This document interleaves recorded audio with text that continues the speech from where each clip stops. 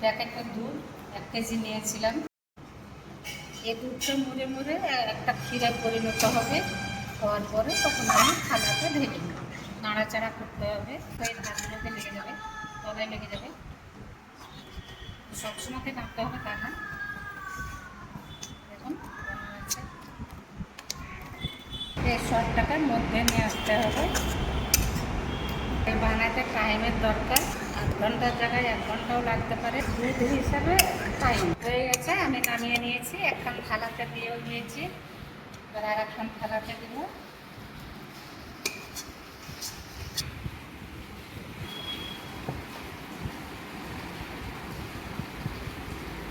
রাবড়িটা কেমন হয়েছে?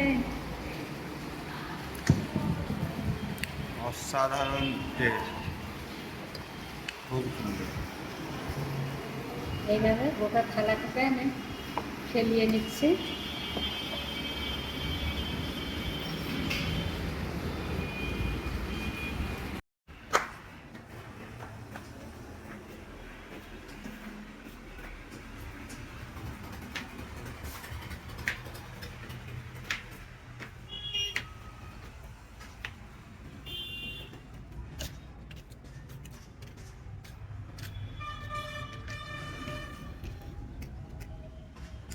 এখন আমি দুটো থালাকে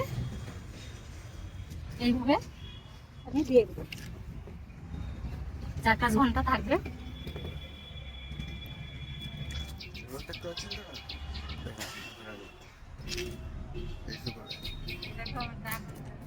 5 ঘন্টা পরে ফিরে এলাম।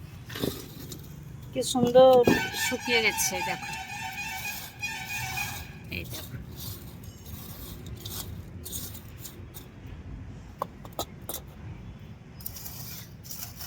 থালাটা যা গরম হয়েছে না।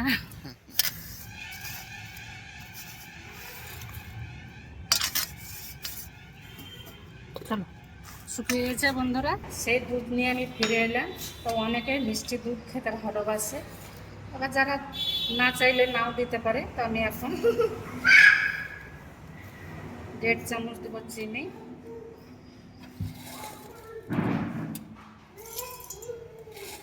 সেই দুধ শুকিয়ে গেছে, আমি এখন গুঁড়া করে নিচ্ছি। হয়ে গেছে।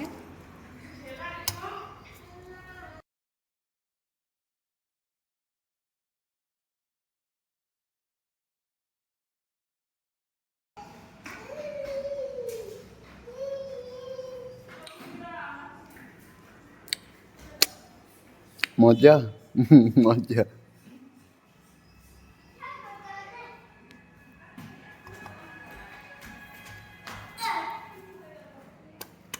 বন্ধুরা, ভিডিওটা কাটবেন না, প্রথম থেকে শেষ পর্যন্ত দেখুন।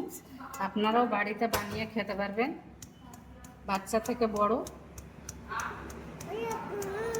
বাজারের কিনা দুধে অনেক কেমিক্যাল থাকে, এটা খাঁটি গুঁড়ো দুধ।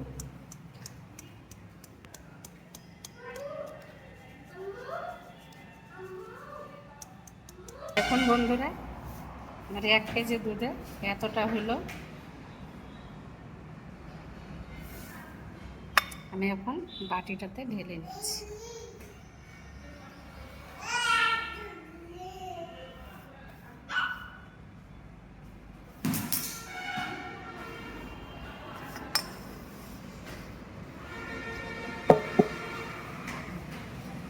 বন্ধুরা, নতুন নতুন ভিডিও পেতে আমাকে শেয়ার কমেন্ট করবেন, পাশে থাকবেন। যদি ভালো লাগে তা সাবস্ক্রাইব করবেন। আর ফেসবুক থেকে। বন্ধুরা, এই হলো আমার গুঁড়ো দুধ। বেবি শোন, শোন দেখ।